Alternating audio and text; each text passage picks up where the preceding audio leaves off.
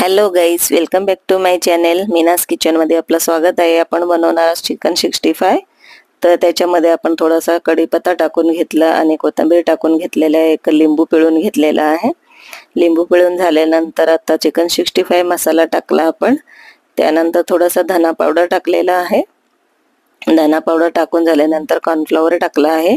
Cornflower टाकून झाल्यानंतर एक अंडी टाकून घेतली. अंडी टाकून झाल्यानंतर हळद मीठ मसाला टाकलेला आहे. चवीनुसार आपण गार्लिक पेस्ट टाकून घेतला आता आणि थोडंसं बेसन टाकून घेतलेलं आहे.